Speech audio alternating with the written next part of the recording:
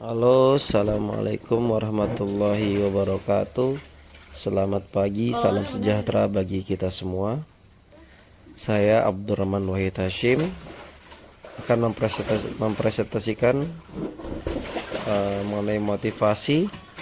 Saya mewakili kelompok motivasi di mana saya tidak bekerja sendiri. Ada Andara Risma, Aulian Syah Afli, Ayu Inaya, Bayu Alam Syah, Egi Hadiat Niko, Eus Dini, dan Fahmi Sabila.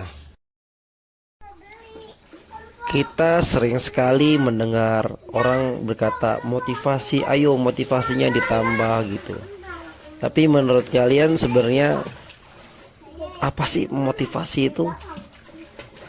Menurut Robert and Christensen, motivasi adalah konsep yang sering dikaitkan dengan prestasi seseorang, tidak hanya dalam olahraga, namun berbagai kehidupan seperti kuliah, tempat kerja, hingga lingkup keluarga. Secara sederhananya, motivasi dapat dijadikan sebagai pendorong seseorang dalam melakukan sesuatu untuk meraih suatu tujuan yang diinginkan. Jadi, motivasi ini adalah bentuk dari positif, emosional yang positif yang disalurkan seseorang karena mempunyai suatu hal yang ingin dicapai. Sementara itu, motivasi ternyata ada beberapa jenis dan tipe yang dibagi menjadi dua, yaitu motivasi ekstrinsik dan motivasi intrinsik. Apa itu motivasi ekstrinsik? Motivasi ekstrinsik merupakan motivasi yang didasari oleh kontingensi, penguatan atau reward dari luar.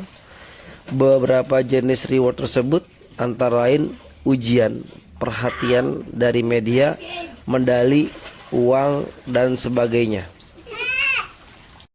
Jadi motivasi ini itu semacam motivasi yang bentuknya itu penghargaan. Jadi kalau misalkan seseorang itu ingin meraih sesuatu dan untuk menggapai sesuatu itu, jadi benar-benar ada pembuktiannya, diakui secara bentuk barang atau bentuk yang terlihat oleh banyak orang. Jadi dia ingin benar-benar diakui bahwa saya mampu dan saya bisa, seperti itu kurang lebih.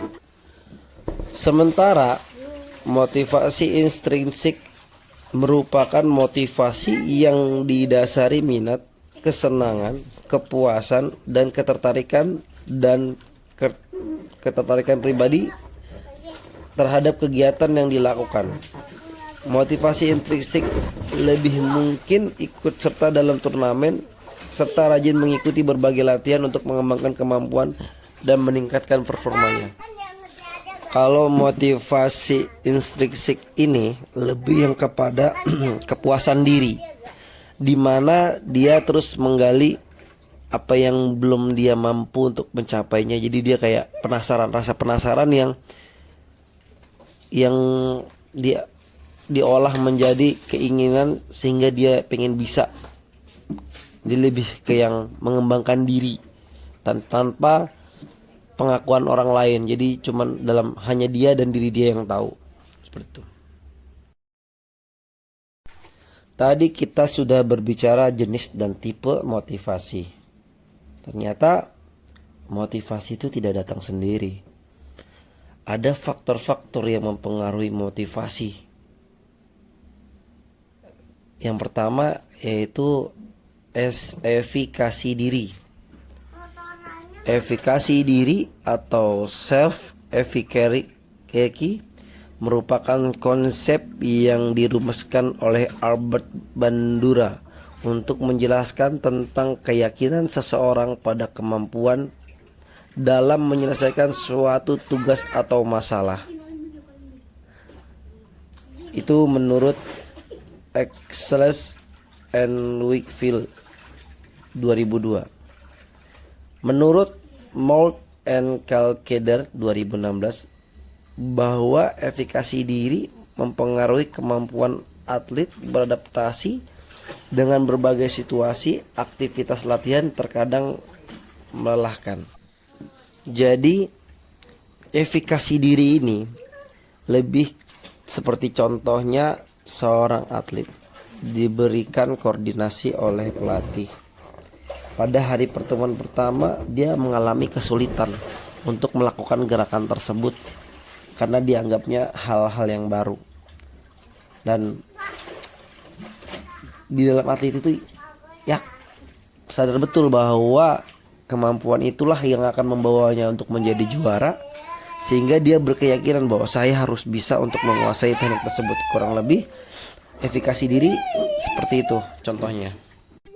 Faktor lain yang mempengaruhi motivasi adalah atribusi. Menurut Lai 2011 menjelaskan bahwa atribusi adalah keyakinan individu mengenai penyebab kesuksesan atau kegagalan yang dialaminya.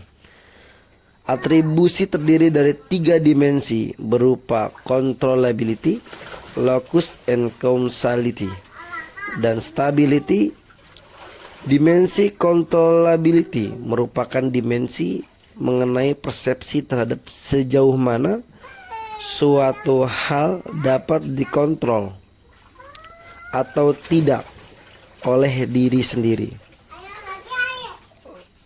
Sedangkan locus of causality merupakan dimensi yang mengenai penyebab suatu hal terjadi.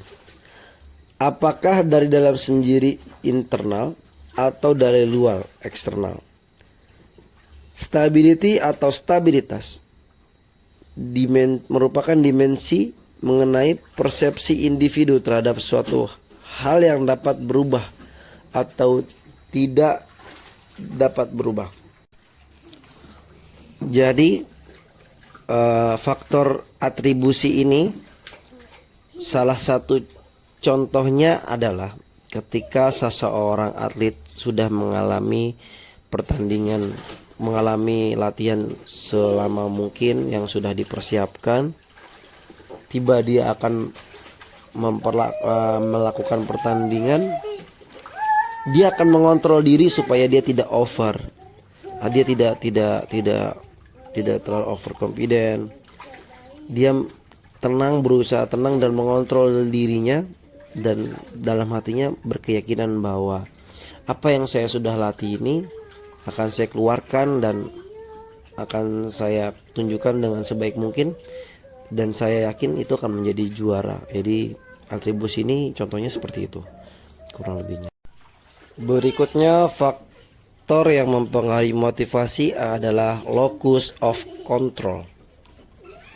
Merupakan konstruk psikologis yang mempresentasikan persepsi atau pandangan untuk hidup dalam pandangan suatu kejadian yang terjadi dalam hidupnya sebagai hasil dari perbuatan atau dipengaruhi faktor-faktor dari luar yang ada dapat atau bisa disebut locus of control atau locus of causality.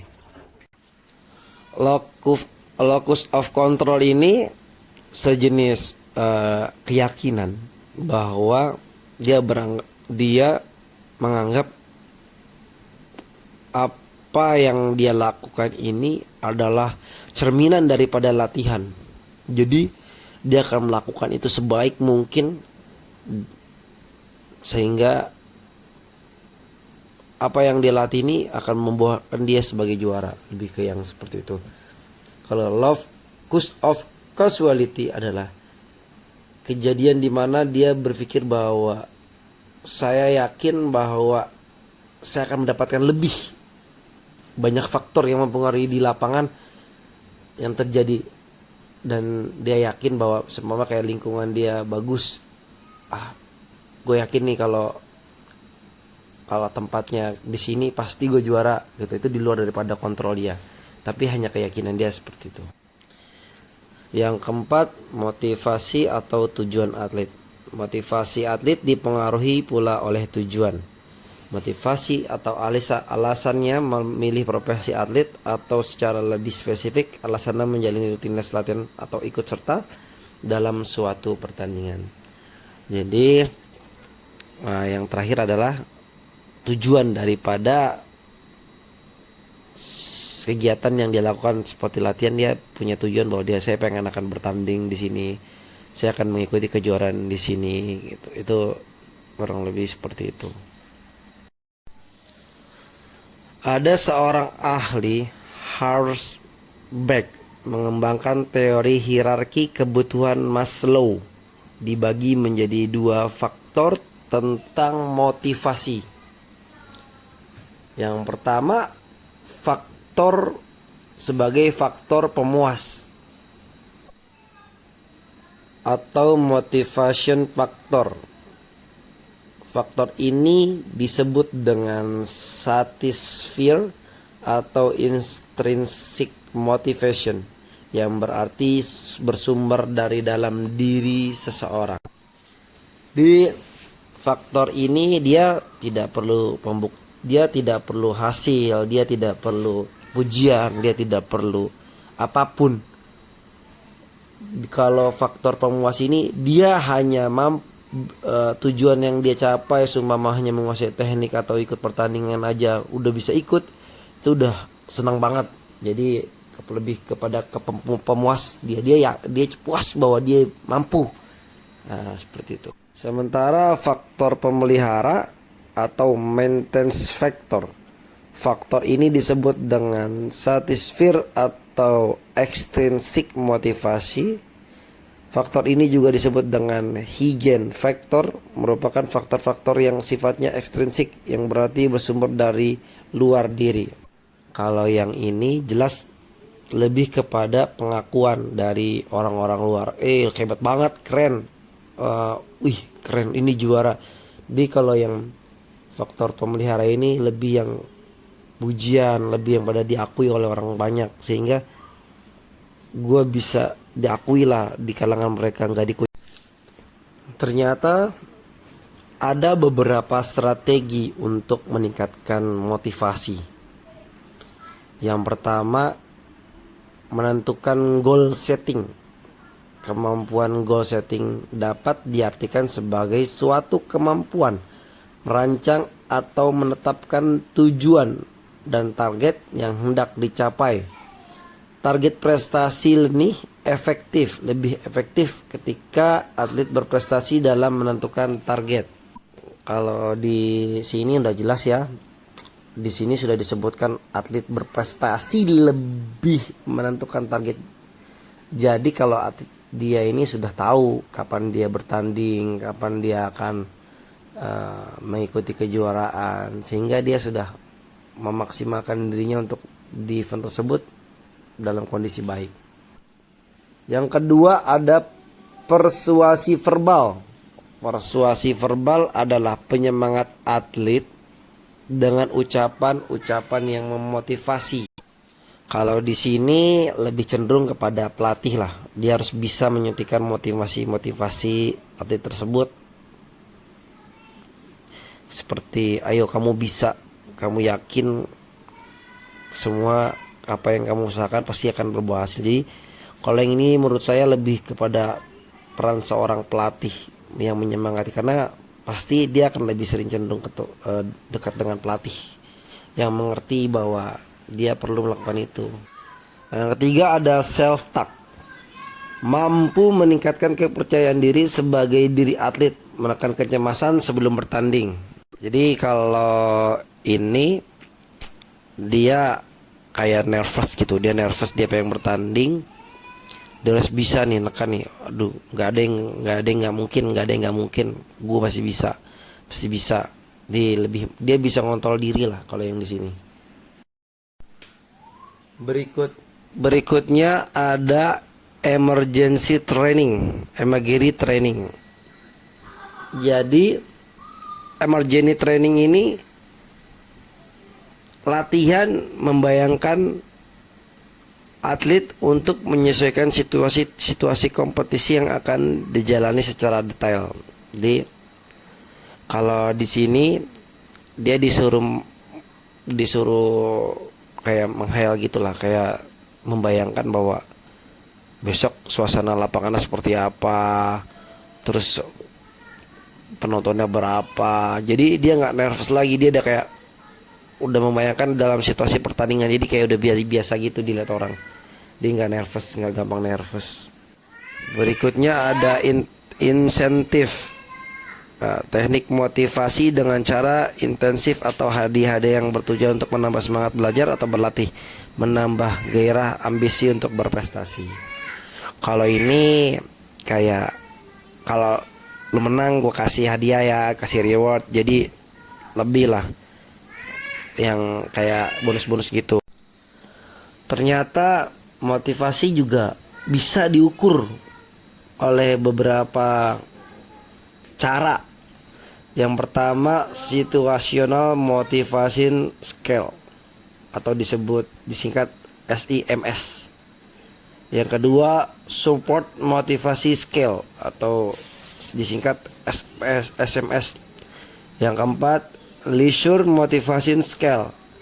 Yang keempat, exercise motivation inventory 2 atau disingkat EMII 2. Kesimpulan daripada slide yang sudah saya paparkan dari tadi adalah motivasi salah satu faktor pendukung keberhasilan seseorang dalam meraih sesuatu dalam bidang apapun. Tanpa adanya motivasi, seseorang akan cenderung monoton dan pasif. Akibatnya adalah akan timbul kebosanan atau kejenuhan tingkat tinggi yang mengakibatkan seseorang mengalami gangguan kejiwaan atau depresi, mudah emosi. Banyak sekali kasus yang terkait tentang motivasi. Terlalu cepat meraih kesuksesan juga kadang membuat diri seseorang menjadi lebih cepat puas. Itu juga sangat tidak dianjurkan, karena dengan terlalu cepatnya kepuasan itu datang, membuat seseorang merasa sudah tidak ada lagi yang perlu ia lakukan. Oleh karena itu, dalam lingkungan apapun, orang terdekat sangatlah penting dalam peran menambah motivasi seseorang untuk selalu semangat untuk berubah, membuat inovasi untuk berjuang dalam menjalankan kehidupan ini serta menaikkan taraf kehidupan. Sekian presentasi dari kelompok motivasi. Semoga apa yang kami berikan bisa menjadi pembelajaran dan menjadi renungan buat kita semua. Kurang lebihnya, assalamualaikum warahmatullahi wabarakatuh.